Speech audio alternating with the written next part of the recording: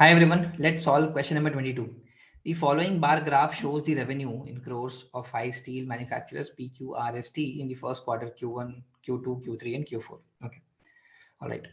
So the question is which manufacturer had the maximum decline in growth rate? So basically we have to calculate the maximum decline in the growth rate. So first we have to calculate the growth rate in Q4 and Q2 and then take the difference to find out the maximum decline, right? So first we have to calculate the growth rate in Q2 and Q4 and Q2. Okay. Now in option they have given PRST, so we won't be calculating for Q. We'll be just looking at PRSNT. Okay. So let's look at PRSNT. Now the important thing to notice over here, in case of P, we have first the growth rate is positive. So this orange line is Q2. Okay, every orange line is Q2, right? You can see that this indexing Q2 is orange line, orange bar. Okay, so over here we have growth. Over here we have minor growth, but also we have growth from Q3 to Q4 as well. In this case, we have degrowth over here and we have degrowth over here. Over here we have growth and we have degrowth. Over here we have degrowth. We have degrowth over here. We have degrowth over here. Now, if you look carefully, that R and T would be ruled out automatically. Why? Because we have degrowth and we have degrowth. We have to find out the maximum decline in growth. So in case if the growth is increasing first, so basically we have positive growth, some positive number K, and then we have a decline, some negative number B.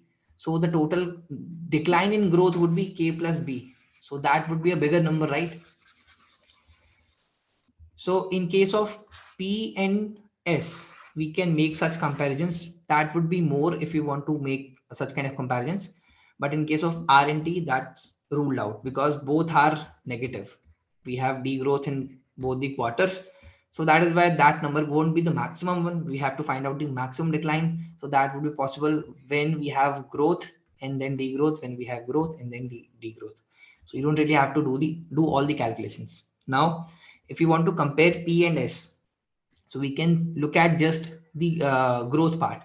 We know for sure that any kind of degrowth is not going to cross the 100% mark, right?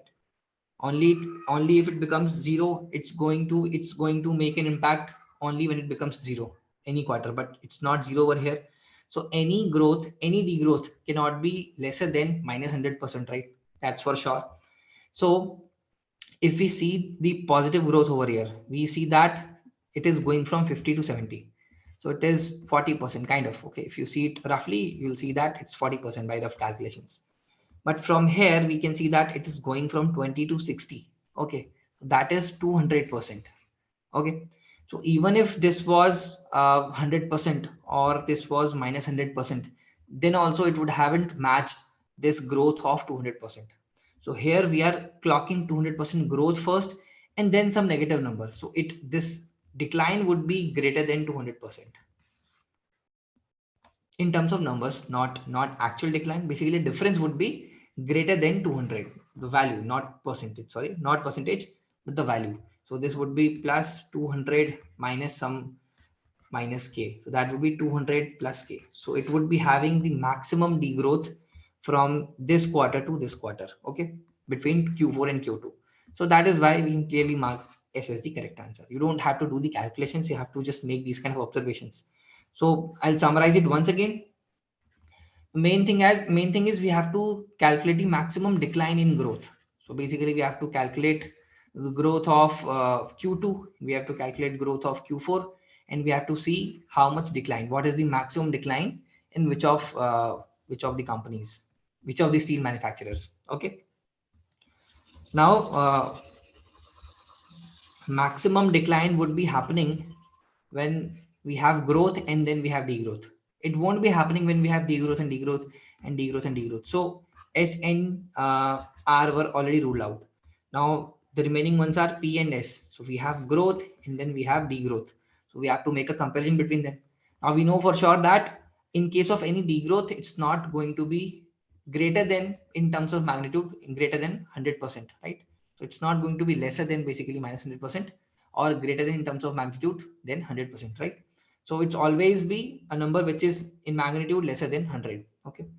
and growth can be any number. It can be 100, 200, 300. Okay, but we can clearly see that from 20 to 60. So the growth in Q2 over here as compared to the previous quarter, it's actually 200%. Okay, so over here we cannot have minus 100 because it's not zero over here. So we don't have minus 100. We don't have 100% growth over here. So both growth and degrowth are lesser than 100%. So that's why this alone growth over here is greater than the entire decline. So we'll be adding some 200% and then declining some percent, some number over here. So that would be more than 200. So that is why S has the maximum decline. Again, this was a trickier question, and it would have taken to think out this process. It would have taken 5 to 6 minutes. So S is the correct answer.